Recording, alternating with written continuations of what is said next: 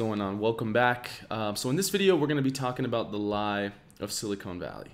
So what is that lie? I'll give you guys a little hint right now. It has to do with funding rounds and just really not dealing in reality, and the numbers are not adding up. So this is something I've been thinking about and collecting data and learning more about for probably the last 12 to 16 months. And I'm excited to share this video with you guys. Recently, I had the pleasure of watching just the other day an interview by Chamath, who is the founder of Social Capital. He is a huge investor and co-owner of the Warriors. Very successful guy, very early investor in Bitcoin as well. There's great videos of him speaking on Bitcoin. If you search Chamath Bitcoin, you guys will be able to find it. But what that lie is in Silicon Valley, guys, is, and I'm seeing this in not so much right now because the ICO markets obviously have slowed down in crypto and blockchain because the markets overall are sort of in a bearish state. But what it is, guys, is it's this weird game of just raising money, right? And you look at businesses like Amazon, let's say, right? I mean, Amazon continued to grow 25% year over year. Amazon wasn't profitable entirely that whole time, but it's because they were in a growth phase, but they actually had growth happening, and actual revenue coming in. But in Silicon Valley, it's purely insane, to be honest with you guys, and not just there, but really in the startup, VC sort of world. There's obviously amazing projects that get funded with tremendous amount of money that provide an awesome service that millions of people use every day. I'm not denying that fact, and I don't think you would either. But what is going on is this weird game where you and your buddies, let's say you make a startup. And then you go, well, man, we're making a startup. We got to raise some money. So you go out, you make your brand, your business. Well, you don't even make your business, but you start to make it, right? And you raise a Series A round. And then how do you raise that Series A round? So you make up a number that your company's worth, and you hope that you can justify it, and you get some funding. So the A round people, they know that if you guys have any sort of success as to your plan, that you're going to raise a B round. So what you do for the B round is they raise the valuation. So whether your company actually made money or not, and was profitable, you now have a higher valuation. So those A round investors look like geniuses. And then it continues on to C and D and E and F rounds and all these things.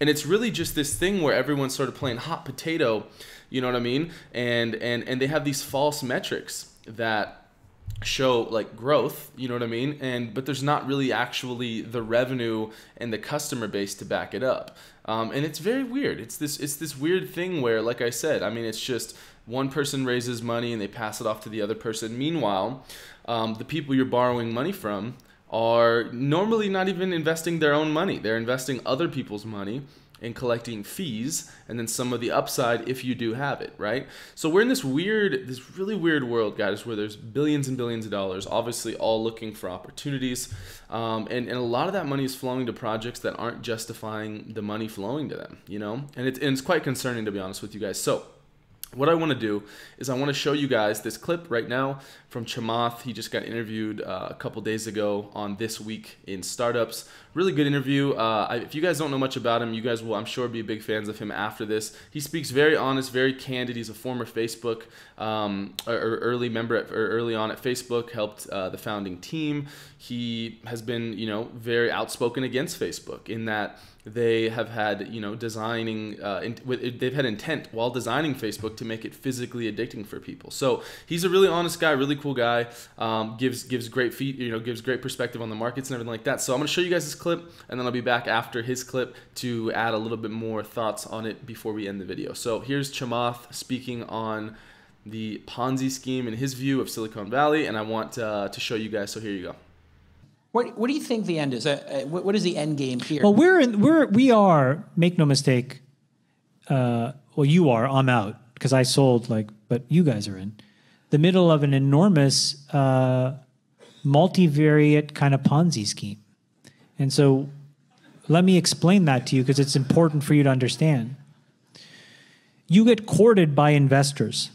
Okay, these are not people writing checks out of their own balance sheet. They're doing a job with other people's money. And for that, they get one thing that's obvious, which is a yearly fee. And then something that's non-obvious, which is a part of the gains if what you do works. Okay, right? Everybody understands that? That's how a fund that invests in you works. That fund is getting paid fees every year and then carry at the back end if it works. Okay? They come to you. They're like, we want to partner with you. You're the best. We're going to help. You're so awesome. Have a fleece vest. It has our logo on it. You know, we backed blah, blah, blah company. You know, right? That's the whole, that's the basic, that's the pitch. So you say yes. And then they give you, I'm just going to make up a number, $1 million. Then you go to your first board meeting. How fast are you growing? How many of you have had these discussions? How fast are you growing? Okay, grow faster. How many of you have had that discussion? Grow faster. Okay, most of you that raised your hand. Well, it would probably shock you to know that almost 40 cents of every venture dollar right now goes right back into the hands of Google, Facebook, and Amazon. What do you think is happening there? You think that's all profitable growth? No. That's there to fund your superficial growth. Just because the entrepreneur or the VC gives you $1 million and tells you to grow faster, do you have better product market fit in that moment? No. You're doing what you're told to do, which is to take their money and make the company grow, superficially grow. Then what do? They turn around to their buddies and say, look at this thing, it's growing. You should do the B. And then they come into a board meeting, they're like, guys, I think we should raise a B. How many times, I mean, you may not be late enough in that stage, but you've gone through this, Jason. I mean, you went through it with the best of them, Sequoia. So then, they're like, hey, you should raise a B. And some different firm, of which they're all buddies, do the B. Mark it up 4 or 5x. Now what's happened? Fund A, their returns look genius. Now it's all on paper, but it looks amazing, right? Fund B comes into the board meeting now. Hey, how fast are you growing? You got to grow faster. Okay, now 40 cents of every dollar there goes into Facebook and Google and Amazon, right? And you're buying even more unprofitable growth. It's not even clear that those LTVs and those CACs make any sense. Doesn't matter. You've been told to grow. So you're growing. You're doing your job. Did your product market fit actually change in that moment? Probably not. But you continue to pump money into those things. And then the Series B investor says, we should raise a Series C. We're running out of money. Well, of course you are, because 40 cents of every dollar just went back into the hands of Facebook, Google, and Amazon. They introduce it to another buddy. That buddy is like, yeah, this looks great. Boom, fire the money in. Now, A has an even better markup. B has a markup. C has a basis and is like, hey, how fast are you growing? Maybe you should grow faster. Okay? Now, meanwhile, somewhere between the B and the C round, the guy who runs Fund A is like, I should raise a second fund. I'm pretty good at this. And goes to a bunch of investors and says, look at my IRR. They're amazing. Isn't this amazing? And the investor's like, yeah, this is amazing. Here's more money. And then now he or she goes and finds another batch and starts the process again. And then somewhere between the C and the D, the B guys are like, I'm pretty good at this. This is easier than I should raise a second fund. Maybe I'll make it a slightly bigger fund. I should be doing bigger checks.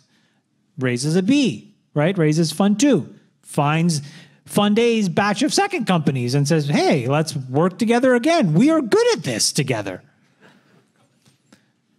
On and on down the line. This is what's happening now.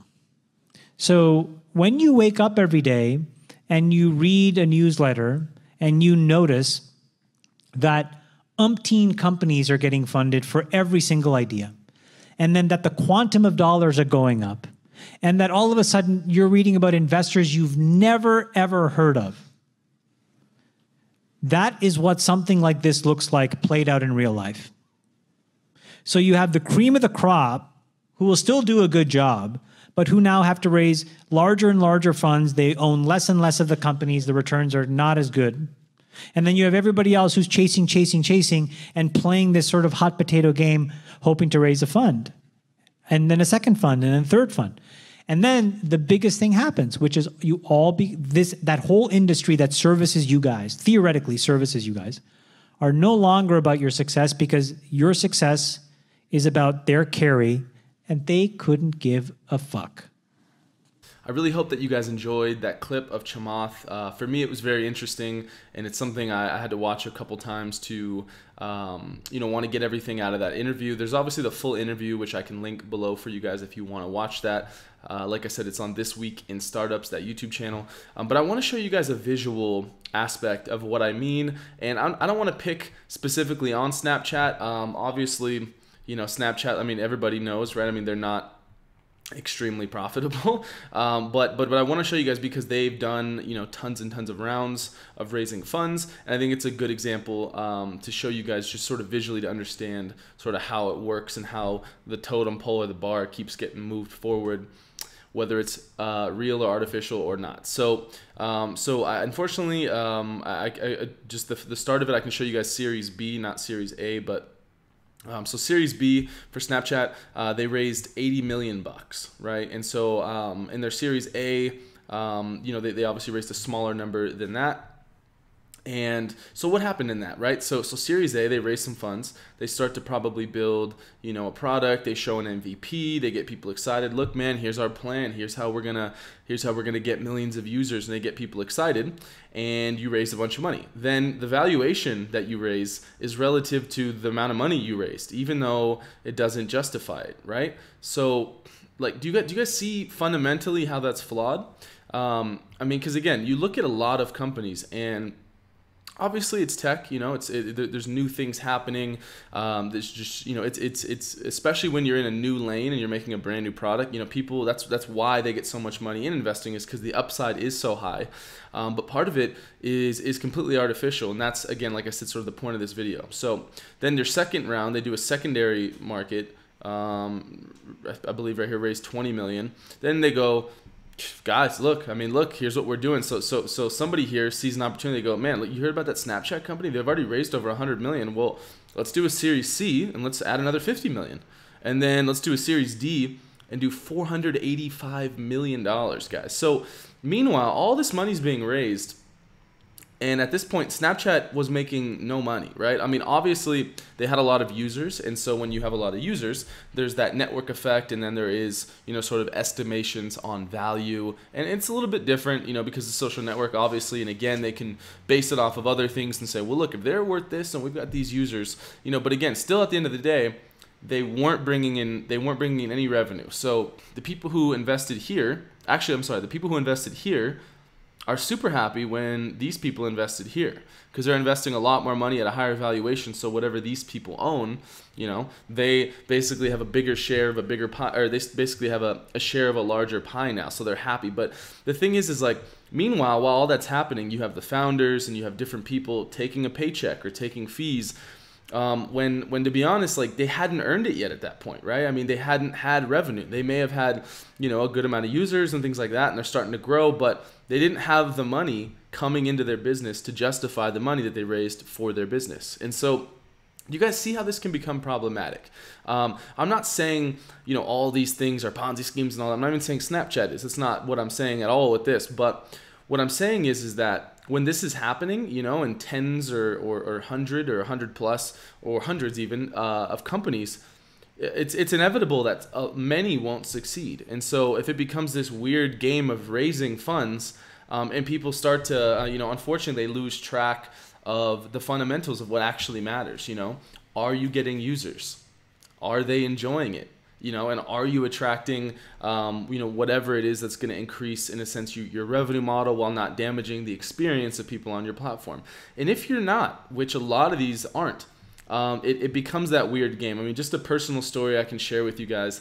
I had worked with a startup in Colombia for a little bit, and this was almost a year ago now. And very quickly I found out that, in a sense, sort of the people at the helm of it their education was looking at these things going on, and then they thought, well, I mean, Google did an A, a B, a C, and a D round. Like we got to do it also. And every time I would have questions. I'm like, why are we raising that? I mean, do we need that, or what's the plan with it, or you know what I mean? And just trying to sort of harp down like rational questions. And they didn't have an answer for it. It becomes this thing where it's kind of monkey see, monkey do, and people in the space do it because they know that people in the space do it. So they're like, well, you know, they did it, and we want to be like them, so we got to do it.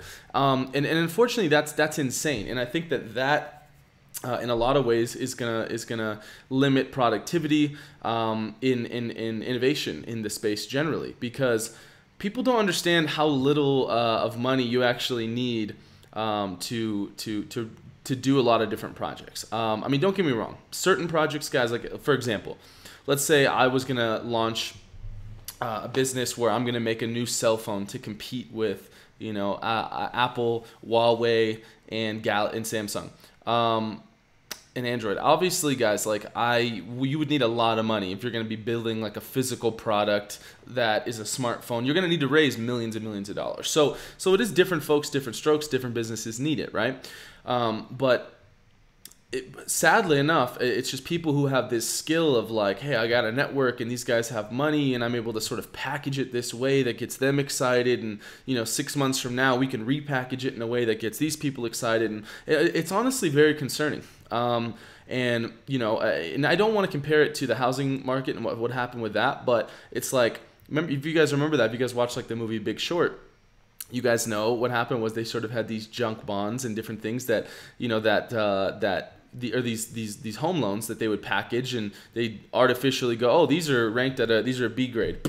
And then those people would repackage them and try and sell them to somebody else and sell them to somebody else and sell them to somebody else. And then people are taking side bets on that bet. And it becomes like this giant house of cards where everybody is just getting money crazy and playing the game. And as long as I guess everybody's still playing that same game, you can stay afloat, and nobody, you know, pulls the what's that game, Jenga, right, with the with all the blocks. Nobody pulls that block out that makes the whole thing collapse. But it can't go on forever, things like that. I mean, I guess it can if everyone just keeps drinking the Kool-Aid, but people wise up, people realize what's going on, and then we have market cycles and things like that. So again, guys, I mean, this is a topic I can go on for a long time about, but it is concerning to me. Not Snapchat specifically, but this is just a visual example to show you guys how the rounds work. But I wanted to share that with you guys. I hope you guys enjoyed this clip, this video, the clip from Chamath. Please like and subscribe to the channel. I've got more videos coming out for you guys daily, so make sure you don't miss that. Hit the notification bell so you guys get those in advance, or not in advance, I should say, but right when they come out and not late. But nonetheless, thank you guys for your time. I really appreciate it. This is a topic, like I said, I want to go more and more on and more deep into. But if you guys have any topics you want me to cover, comment below. Other than that, I will see you guys next time. Thank you.